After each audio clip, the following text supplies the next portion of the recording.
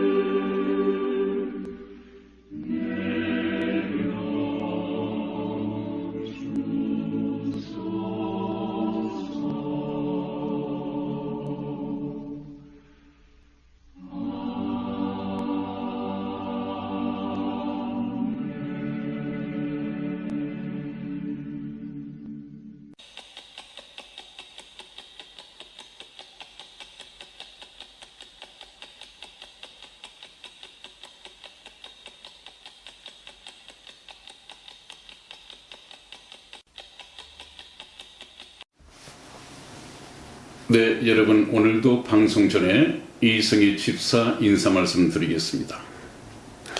네, 시청자 여러분 안녕하세요. 오늘 저희 방송이 화요일날 항상 방송을 하는데 오늘 공교롭게도 5월 15일 스승의 날이네요. 많은 스승들이 존경을 받아야 될 것이 되어야 되는데, 사실 이 교권에 대해서 여러분들 우리 애국 국민들 너무 잘 아시다시피 전교조가 이 나라를 망치고 전교조가 우리 아이들에게 얼마만큼 무서운 사상을 심어줬는지 우리 여러분들 너무 잘 아시죠? 사실 스승의 날이 충청남도에서 충남 지역에서 청소년 적십자 단원들이 은사의 날을 정하고 이게 만들어진 적이 있었습니다. 그러면서 스승의 날을 사실은 5월 26일로 정해졌었는데 이걸 다시 환원을 시켜가지고 세종대왕 탄신일이 오늘이에요. 그래서 여러분들 5월 15일로 변경을 했는데, 국민교육헌장이 선포되는 기념일에 통합이 되었다가 또다시 그 법정 기념일로 5월 15일로 환원이 되었다고 합니다. 근데 참 저도 중고등학교를 거치면서 스승에 대한 스승의 은혜라는 노래를 부르면 참 가슴이 뭉클하고 선생님들에 대한 존경심도 많이 있었는데, 지금 이 나라가 이렇게 된 거에 참 전교조가 너무나 못할 일을 했기 때문에 저는 오늘 스승의 날에 과연 존경받을 스승이 얼마나 계시는지, 정말 마땅히 받아야 될 이 스승님들께서는 그걸 받지 못하는 그런 회한의 눈물이 저는 참 흐른다고 생각합니다, 목사님. 네, 참 안타까운 네, 참 현실입니다. 얘기죠. 네네. 네. 모든 것이 정화될 날이 곧 다가오고 있습니다. 네. 네. 대단히 감사합니다. 여러분, 오늘 이 방송은 조금 시간을 당겨가면서 진도를 좀 빨리 나가야겠습니다. 예정 시간보다도 좀 늦어지고 있거든요. 오늘은 지난번 시간에 이어서 이 노아의 홍수가 이제 절정을 향해서 달려가고 있습니다. 홍수가 시작된 지 시간이 지나고 이제 홍수가 절정에 도달하고 있습니다. 오늘 이에 대한 말씀을 창세기 17절에서 18절까지 우리 성희 집사 읽어드리겠습니다. 홍수가 땅에 40일을 있었는지라 물이 많아져 방주가 땅에서 떠올랐고 물이 더 많아져 땅에 창이라매 방주가 물 위에 떠다녔으며. 아멘. 아멘. 그렇습니다. 거기까지만 하겠습니다. 네. 홍수가 땅에 40일 동안 쏟아졌다는 얘기죠. 40일 밤낮을 가리지 않고 쏟아졌다는 얘기입니다. 그랬더니 이제 물이 많아져서 이 방주가 상당히 규모가 있는 큰 배인데 이 방주가 이제 땅에서 또 오르기 시작을 했습니다. 그런데 물이 점점 더 많아져서 땅에 청일함에 완전히 땅을 뒤덮었다는 얘기죠. 방주가 물 위에 떠다니기 시작을 합니다. 거기다가 더 물이 땅에 더욱 창일함에 천하의 높은 산이 다 덮였다. 이것만 해도 충분한데, 하나님의 심판이 충분한데 하나님께서는 완전한 심판을 위해서 더 비를 내리십니다. 20절 말씀을 보니까 물이 불어서 15규빗이 더 오름에 그 말입니다. 그래서 이 천하에 있는 모든 산들이 다 덮였습니다. 정말로 코로 호흡하는 기식 있는 그 무엇 하나 요행이 하나님의 심판을 벗어나서 살아남을 수가 없었습니다. 완전했습니다. 심판은. 완전하신 하나님께서 내리시는 이 심판은 앞으로 지옥에 대한 심판까지도 완전하게 이루어질 것입니다. 거기에 운이 좋아서 살아남는, 요행이 살아남는 이런 운은 없을 것입니다. 하나님은 완전하신 분이십니다. 그래서 21절을 보면 그 결과가 나와 있습니다. 땅 위에 움직이는 생물이 다 죽었으니 곧 새와 육축과 들짐승과 땅에 기는 모든 것과 모든 사람이라. 육지에 있어 코로 생물의 기식을 호흡하는 것은 다 죽었더라. 다. 예외 없이 다 죽었더라. 지면의 모든 생물을 쓸어버리시니 곧 사람과 짐승과 기는 것과 공중의 새까지라. 이들은 땅에서 쓸어버림을 당하였으마는 홀로 그 가운데서도 노아와 그와 함께 방주에 있던 자만 남았더라. 노아와 8 식구만이 사람으로서는 겨우 구원을 받았습니다.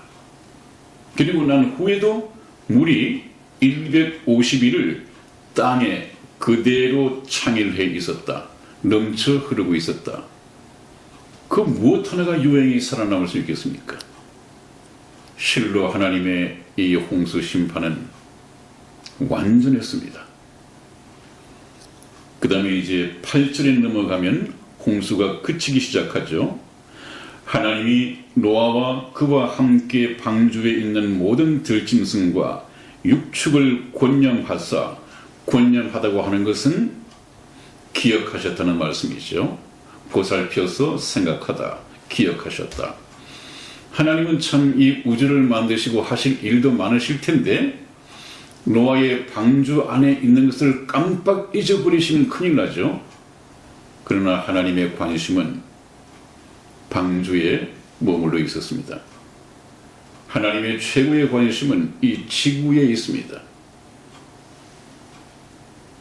육축을 권념하사 기억하시고 이제 때가 되었으므로 바람으로 땅 위에 불게 하시니 이제 물이 그 많던 물이 서서히 감하였고 땅 밑에 있는 이 지하수라든지 바다의 깊은 샘과 하늘의 창이 막히고 하늘에서 비가 그치매 이제는 물이 땅에서 물러가고 점점 물러가서 150일 후에 감하고 7월 곧 그달 17일에 방주가 아라낫산에 머물렀으며 물이 점점 감하여 10월 곧 그달 1일에 산들의 봉우리가 보였더라.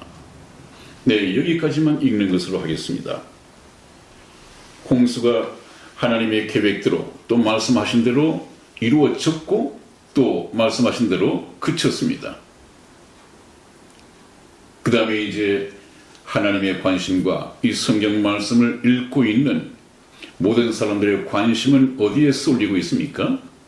그렇다면 그 방주 안에 탄 노아의 식구와 모든 들짐승과 뭐 뱀들과 파충류 이런 것들과 공중의 새까지 다 어떻게 되었을까? 이제 관심은 그쪽으로 쏠리게 되어 있습니다. 그래서 오늘 이 말씀을 보니까 7월 곧 그달 17일에 방주가 아라낫 산에 머물렀다. 이렇게 기록이 되어 있습니다. 4300여 년 전에 이렇게 되었다고 하는 것을 노아에게 말씀을 해주셨습니다. 그 노아 방주가 머문 아라낫 산, 이것은 지금 터키 지역에 있습니다.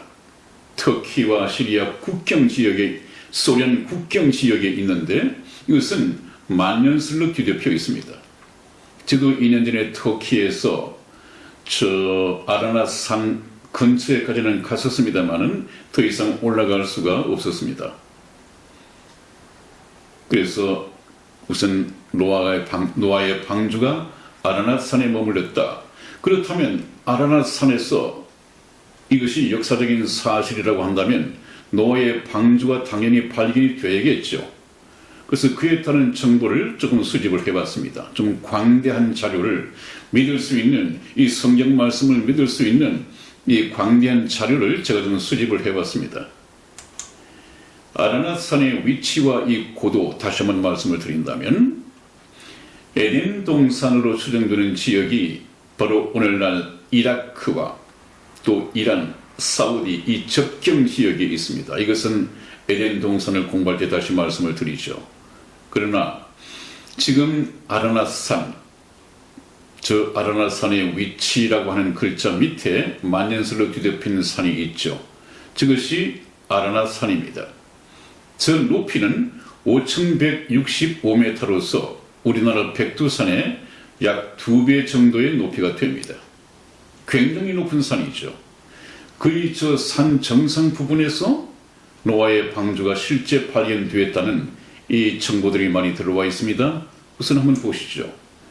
노아의 방주가 닿은 자국, 거의 방주의 모양 그대로 화석처럼 굳어 있는 것을 보게 됩니다. 그 다음에 또 다시 한번 보시죠.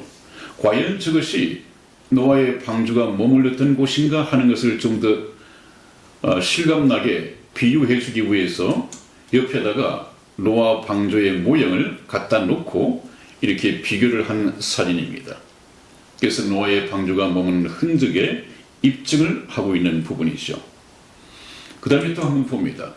이제는 신문 기사가 났습니다. 노아의 방주를 발견했는데 아라낫 산에서 발견했다. 오른쪽에 보면 나사가 인공위성 사진을 분석하다가 저것이 발견되어졌고 이것이 발단이 되었다. 그래서 신문 기사에 1974년 4월 11일자 일간 스포츠겠죠.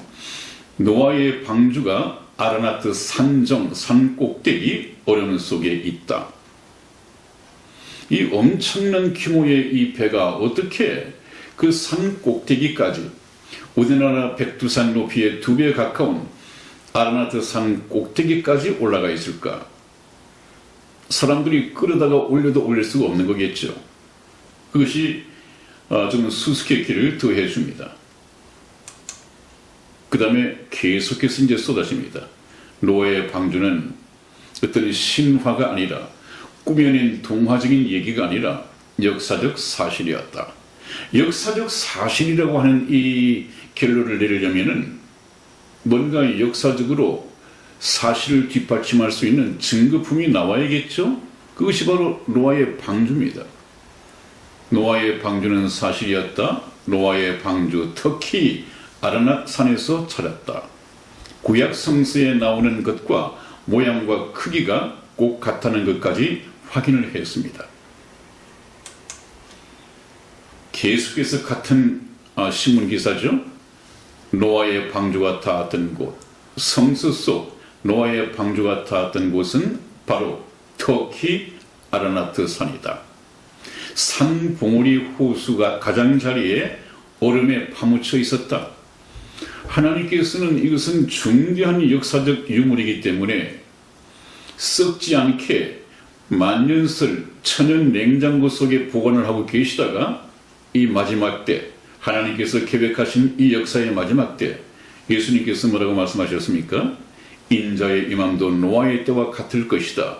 그러면 노아의 때와 같을 것이라고 한다면 노아 시대가 어떠했는데 또 노아의 그 방주가 역사적 유물로 떠올랐으면 발견이 되었으면 정말 예수님의 말씀이 사실이구나. 주님께서 공중 진임하신다는 이 말씀도 역사적 사실이 되겠구나. 잠시 잠깐 후에 미래 역사의 사건이 되겠구나 하는 것을 쉽게 믿을 수 있을 것 아니겠어요. 그래서 노아의 방주가 닿았던 곳, 또 산봉우리 호수 가장자리 얼음에 파묻혀 있었다. 이것은 우연히 파묻힌 것이 아니라 노아 방주에 이 조종칸을 잡으셨던 하나님께서 그 만년설 얼음에 정착시켜 놓은 것이죠. 얼음 속에 보관시켜 놓은 것이죠. 썩지 않게끔. 언제까지? 오늘 이 역사의 마지막 시대까지. 역사적 교훈, 유물로 우리 인류에게 보여주시기 위해서, 보여주심으로 성경 말씀을 역사적 사실로 증거하기 위해서 하나님께서 계획하신 것입니다. 또 하나, 노아의 홍수, 역사적 사실 증명. 이제 대홍수는 역사적 사실이라고 하는 것이 피할 수 없게 되었다는 결론을 내렸죠. 왜 그러냐 하면 물고기의 화석을 분석해도 그렇고 영모호가 입증을 해주고 문서도 그림도 아예 지구상에 널려져 있다. 여기저기가 아니라 지구촌 곳곳에 널려져 있다. 우선 지금부터 2000년 전에 바벨로니아에 길가메시라고 하는 서사시가 있었습니다. 여기에도 홍수 사건에 대한 기사가 기록이 되어 있는데요. 그림도 여러분들이 보시기에 왼쪽에 나와 있죠. 제 오른쪽에 그림이 좀 나와 있습니다만은 여기 홍수가 나는 것, 홍수 속에 빠져서 사람들이 허우적대면서 살려달라고 이렇게 팔을 휘저는 모습도 있고, 그 다음에 이제 홍수가 끝나고 난 이후에 홍수에 탔던 모든 동물들이 짝을 지어서 이렇게 나오는 것까지 그림으로 그려져 있습니다. 오래된 자료거든요. 그 다음에 노아 홍수에 대한 신화가 지구 곳곳에 존재하고 있다. 나중에 제가 편집을 해서 지금은 가려져 있습니다만 저 때문에 보여드리겠습니다. 여러 나라의 노아의 홍수 신화가 산재되어 있습니다. 심지어는 하와이 원주민의 전설에까지 이 노아와 그의 가족들이 피해서 간 이 방주에 대해서도 언급을 하고 있습니다. 전설로 내려오고 있다고 하는 얘기입니다. 그러나 이것은 단순한 전설이 아니라 성경 속에 기록이 되어 있고 역사적으로 입증이 된 역사적인 사건입니다. 또 하나의 증거를 본다면 왜 바다 생물이 육지에서 발견되는 것일까? 여기 아마 캐나다일 것입니다. 왜 바다에 있던 생물이 육지 한가운데서 발견되는 것일까 하는 제목의 기사가 났는데, 육지 한가운데에서 물고기의 화석이 발견이 되고 조개의 껍질이 발견이 되고 화석이 발견이 되고 그래서는 거예요. 저도 어릴 때는 좀 해변이 있는데 해변가에서 살았습니다.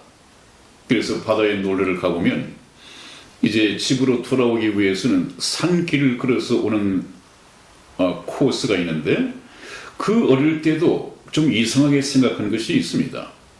이 높은 산에까지 왜 굴 같은 또 이런 바다에서 살던 굴 껍데기가 그 화석이 산 정상까지 와 있을까? 산길에까지 와 있을까? 그래서 사람이 옮길 수 있는 자그마한 돌이 아니었거든요. 그걸 보고 이상하게 생각하고 그냥 잊어버렸었는데 이제 커서 성경 말씀을 보니까 아하, 그 언젠가 여기도 노아의 홍수 사건 때문에 전부 육지가 바다가 된 적이 있었구나. 높은 산도 다 덮인 적이 있었구나. 그러니까 이 굴들도 올라와서 산 중간에 있는 이 바위에 그 화석이 생기고 이렇게 했을 법합니다. 그것이 깨달아졌어요. 그런데 또 하나 옆에 보면 지금 제가 현재 살고 있는 이 마이산이 있습니다. 조금만 나가면 지난해 마이산이 있는데 여기에서 내려오는 또 이야기가 있어요. 이것은 뭐 성경 말씀을 토대로 연대를 정한 것이 아니니까 진화론에 입각해서 7천만 년 전에 이 얘기라고 합니다.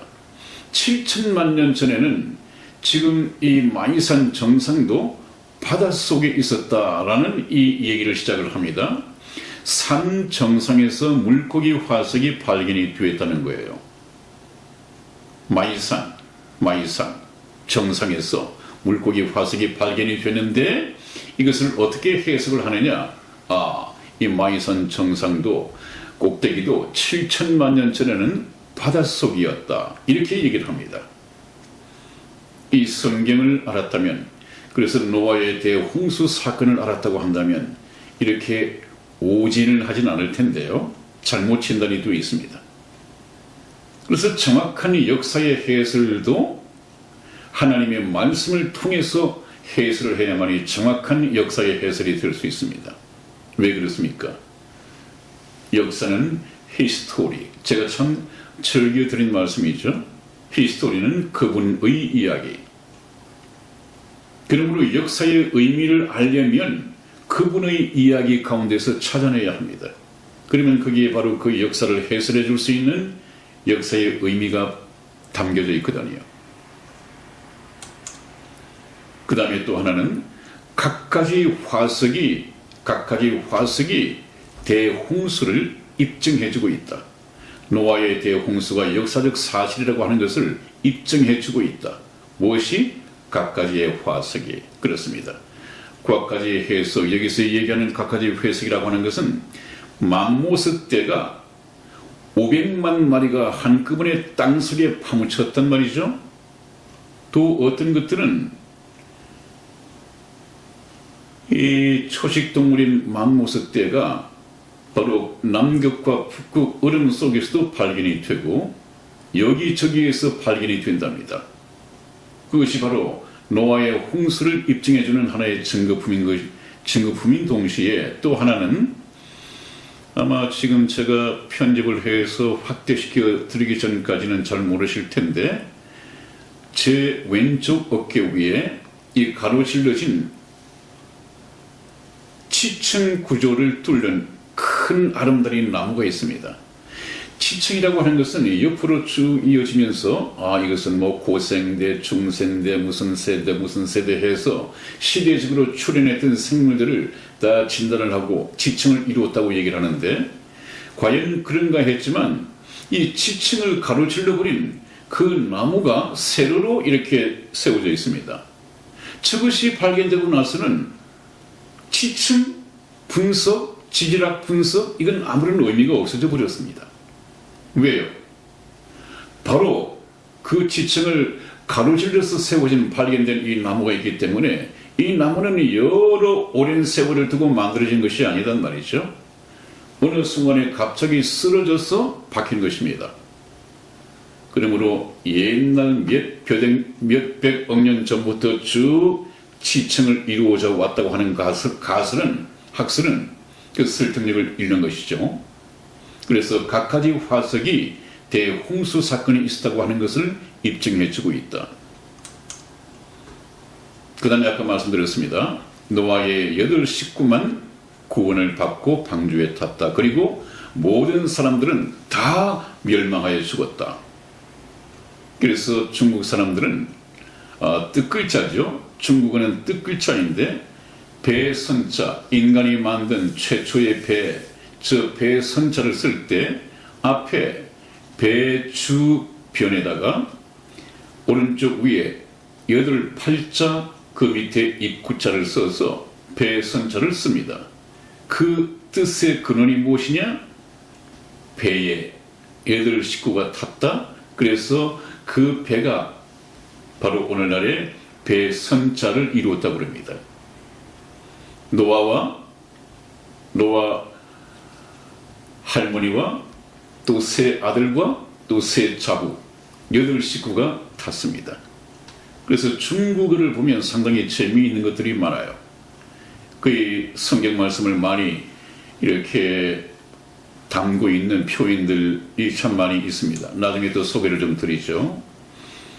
자, 그렇다면 오늘 이 시간에 잠시 짚어볼 것은, 그렇다면 노아의 방주에 대한 수수께끼, 이 질문되어지는 것이 참 많아요.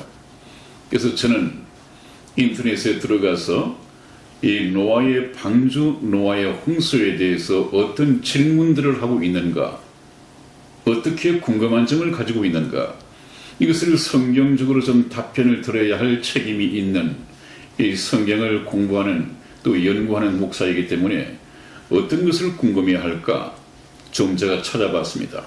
그랬더니 제일 첫 번째 수수께끼가 노아 나이가 어떻게 600세나 되었을까? 과연 그럴 수 있는가? 라고 이렇게 질문을 했습니다. 그렇다면 그것을 한번 우리가 알아보죠. 노아 홍수 전에는 오늘과 같이 지구 환경이 달랐습니다. 왜냐하면 여러분들, 다음에 제가 창세기 1장 6일간의 창조를 잠시 언급하면서 말씀을 드릴 텐데요. 하나님께서 이 지구를 만드실 때는 맨 처음에 물이 있었습니다. 물 가운데 궁창, 이 하늘을 두시고 궁창 아래의 물과 궁창 위의 물을 두셨습니다. 그리고 난 후에 궁창 아래의 물을 바다라 칭하셨죠. 그리고 나서 이 궁창 하늘 위에 다시 물층이 있습니다. 그래서 노아 홍수 전에는 이 지구 대기근 위에 물막이 있었어요. 물막. 그것이 있어가지고 바로 지구를 아주 따뜻하게, 그때는 뭐 계절이 필요 없을 정도로, 사계절이 필요 없을 정도로 지구가 추운 데도 없고 더운 데도 없고 아주 따뜻하게, 그야말로 이상적인 지구 기온을 가지고 있었습니다. 그때는 당연히 비라는 것이 없었죠. 저 수막이, 대기근 위에 있는 수막이 따뜻하게 항상 수증기처럼 테라리움 현상으로 지구를 촉촉하게 적셔줬기 때문에 비가 필요 없는 시대였습니다. 그럼에도 불구하고 아주 기름진 이 농작물들이 만들어지고 또 사람들도 살기에, 오래 장수하기에 좋은 그런 기후 조건을 가지고 있었죠. 그때 지구 환경이 그랬습니다. 그런데 문제는 아까 말씀드린 것처럼 40일 주야로 하늘의 창이 열려서 하늘에서 비가 쏟아졌다 할 때 그 쏟아진 비가 바로 저 대기권 위에 투명한 수막, 궁창, 이 하늘 위의 물들이 전부 다 땅으로 쏟아졌습니다. 지금은 없어졌죠. 그러다 보니까 어떻습니까? 이제는 대기권 안에 있는 이 오존층들이 좀 파괴가 되고, 오존층이 파괴되면서 자외선이 침투하고, 이 참 유해 광선이죠. 이런 기후 환경이, 지구 환경도 노아의 홍수 전과 완전히 달라져 버렸습니다. 그리고 나서는 우리 인간의 이 수명이 급격히 짧아져 버립니다. 오늘 여기서 조금 보충 설명이 되어 있죠. 적도와 극지방 모두 온화한 기온, 그리고 적당한 습도를 유지하고 해온 방사선도 차단하고, 이것이 노아 홍수 때 파괴되어 버렸다 하는 보충 설명까지 나와 있는 것을 보게 됩니다. 그래서 궁창 위에 물층이 있을 때는 사람이 늙는 것을 좀 지연시켜 줬는데, 이것이 이 물층이 다 무너져 버리고 난 후에는 급격히 노화 현상도 일어나고 이 수명도 짧아져 버렸다. 그래서 연구를 했답니다. 노아 홍수 이전의 인간 수명은 900살까지가 가능했다. 노아 홍수 전에 하늘엔 물층이 존재했고 햇빛 속에 생물에 해로운 고주파 방사선을 이 물층이 차단을 해 주었고 또 적당한 온도를 햇볕에 보내서 지구 전체가 온난한 기후를 가지고 있었다. 참 이상적인 기온이었죠. 900살까지 성경 말씀을 보면 노아 홍수 이전의 사람들은 900살까지를 살았습니다. 평균. 우리 이승희 집사님 인류 역사 가운데에서 가장 오래 살다가 죽은 사람이 누구인가요? 네, 무두셀라. 네. 무두셀라. 몇 살까지 살았나요? 969세로 알고 있거든요. 그렇습니다. 인류 역사상 가장 장수를 누린 사람은 무두셀라인데 이 무두셀라는 969살까지를 살았습니다. 노아 홍수 이전에는 그 기후 조건 속에서는 인간의 수명이 평균 900살을 살았습니다.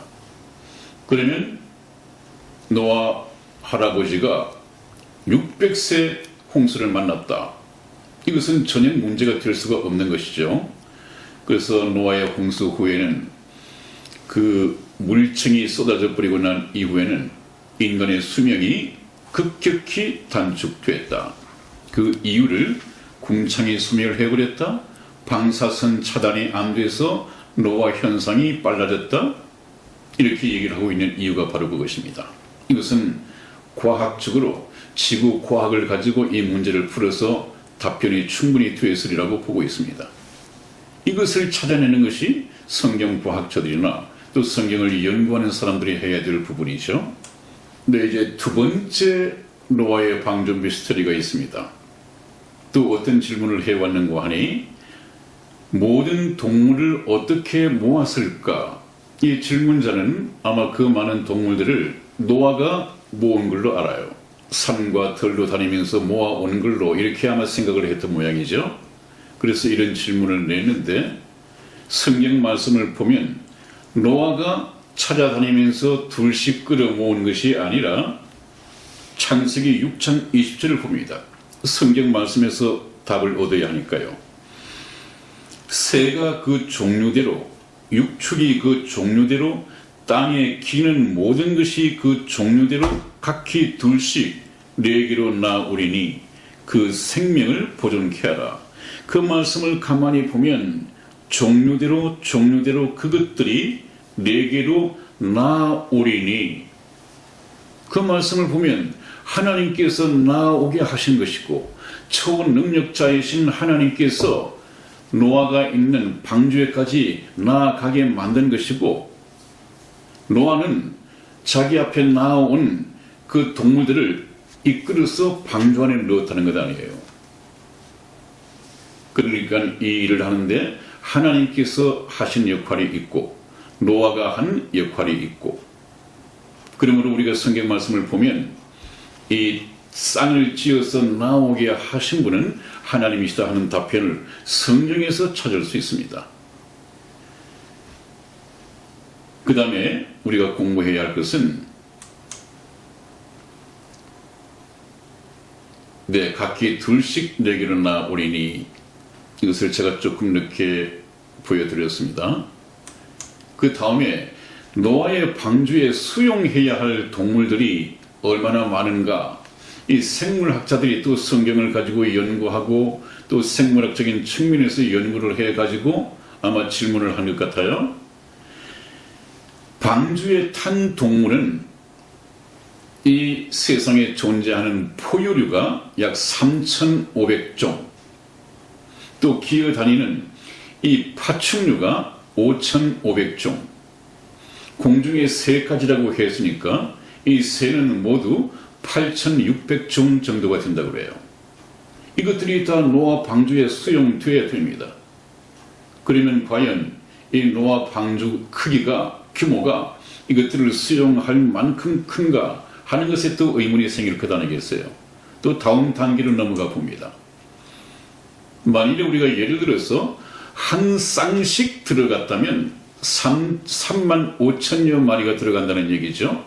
금방 그 포유류가 얼마, 파충류가 얼마 뭐 이렇게 계산을 했을 때 한 쌍씩 들어갔다면 모두 3만 5천여 마리가 들어갈 수 있을 텐데,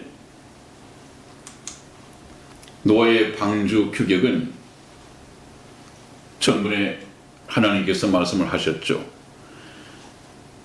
창세기 6장 15절에서 16절까지 쭉 제도, 규격, 사이즈를 말씀을 하셨는데, 거기를 보면 이 방주의 규격, 길이는 135m 정도, 폭은 22.5m 정도, 높이는 13.5m 정도의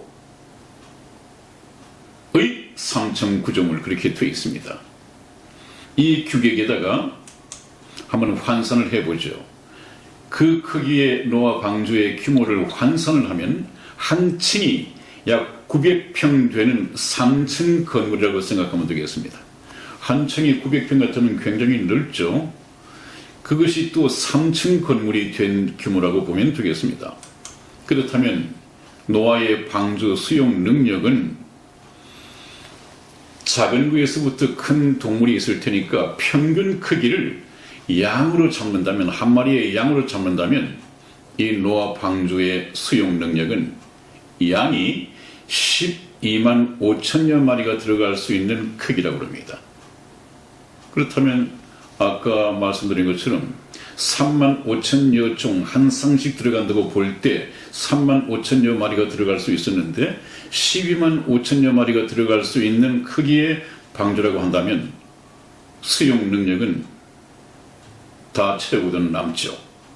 그것이 또 과학적으로 여러 각도에서 확인을 해봤지만 하나님의 말씀이 모순이 없이 맞았습니다. 그 다음에 또 하나는 노아의 방주의 미스터리 세 번째가 있습니다. 세 번째. 그것은 무슨 말이냐?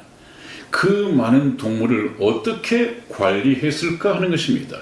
그 많은 동물들을 어떻게 노아가 관리했을까? 아마 이것은 노아만의 문제는 아니었을 것입니다. 하나님이 함께 하셨을 것입니다. 또 인터넷에서 얻어온 답은 환경이 급변할 때 발생하는 동물의 수면 능력이 큰 몫을 담당했을 것이다. 또 겨울잠도 자고 하는 이런 동물들도 많이 있죠. 또 환경이 급변하면 아마 동물들은 탁월한 수면 능력으로 적응을 하는 그런 부분이 있는 것 같습니다. 그 다음에 노아 방주의 미스터리 네 번째입니다. 방주가 어떻게 대격변을 이겨냈을까, 견뎌냈을까? 여러분, 조그마한 쓰나미를 동반한 지역적인 홍수가 난다 하더라도 엄청난 피해를 입히고 지도를 바꿔놓습니다. 그런데 이것은 전 지구를 뒤덮을 만큼, 높은 산까지가 다 덮일 만큼 엄청난 쓰나미를 동반한, 정말로 지구의 이 세계 지도를 바꾸고도 남을 그런 홍수였습니다. 그 홍수가 점잖게 감안했겠습니까? 그렇지 않습니다. 그런데 그런 대격변의 홍수를 방주가 어떻게 견뎌냈을까 하는 이 문제를 놓고 또 실험을 해봤죠. 우리나라 한국해양연구원에서 지난 1992년에 방주의 안정성을 실험을 했었습니다. 그런데 선박이 안전하기 위해서는 세 가지 요건이 필요하다고 그래요. 하나는 구조적인 안정성이 있어야 되고, 두 번째는 보건성이 뛰어나야 되고, 세 번째는 내향성이 갖추어져 있어야 된답니다. 그런데 이 노아의 방주를 그 세 가지 측면에서 한번 점검을 해본 결과 선박 종합 안정성 1위의 평가를 받았다고 합니다. 물론 하나님께서 하셨으니까 완벽할 수밖에 없는 것이죠. 그래서 과학적 실험 결과가 나왔는데 노아 방주의 안정성을 입증이 되었습니다. 30m의 높은 파도도 걷던히 빈틈없는 설계가 이루어져 있다. 역시 전지전능하신 하나님의 작품이죠. 하나님의 말씀은 그래서 믿을 수 있습니다. 하나님이 하시는 일은 완벽합니다. 그 다음에 노아의 홍수 미스터리 다섯 번째 질문은 높은 산들까지 다 덮은 그 많은 물들은 그렇다면 어디로 갔을까? 하나님께서는 창세기 8장 3절 말씀에서 물이 땅에서 물러가고 점점 물러가서 그랬습니다. 그런데 이 그 많던 물이 어떻게 어디로 물러갔겠습니까? 이 문제가 참 궁금하리라고 생각이 드는데요. 혹시 이 부분에 대해서 우리 이승희 집사님 아시는 바가 있나요? 네. 네, 무엇일까요? 우리가 북극과 남극이 있잖아요. 네, 그쪽에 하나님께서 다 얼려놓으셨을 것 같아요. 다 올려놨다? 네. 올려놨다. 네. 그래서 상당 부분의 물들이 점점 물러갈 수 있었다. 네. 이 현대 과학으로도 아직까지 좀 미해결된 부분인데요. 성경의 질문은 성경에서 답변해 주고 있습니다. 네. 한번 보십시다. 시편 33편 7절 말씀을 찾아서 읽어드리겠습니다. 저가 바닷물을 모아 무더기같이 쌓으시며 깊은 물을 곳간에 두시도다. 아멘. 그렇습니다. 하나님께서 그 많은 물을 물러가게 하고 물을 감하게 만들어야 되는데 하나님이 취하신 방법 중에 하나가 바닷물을 모아서 무더기같이 쌓으셨습니다. 무더기같이 바닷물을 쌓는다는 것은 어떤 내용일까요? 무더기는 쌓여야 되니까 얼렸겠죠. 차곡 쌓여야죠. 곳간에 네. 창고에 쌓기 위해서는 얼려야 됩니다. 그렇죠? 네. 바닷물을 얼려서 무더기같이 쌓으셨다고 그랬습니다. 네. 그것이 오늘날 우리가 가만히 보면 북극과 남극에 엄청난 양의 이 빙산이 있습니다. 그렇죠? 네. 저도 지난번 그 유럽을 갈 때 알래스카 위에를 이렇게 날아가 본 적이 있는데 거기에 굉장한 그 빙산들이 많이 있는 것을 보았습니다. 아, 저것이 하나님께서 노아의 홍수의 상당 부분의 물을 무더기같이 쌓아 놓으신 거구나. 그것을 오늘날 빙산이라고 하는구나. 그리고 깊은 물을 곳간에 두시도다.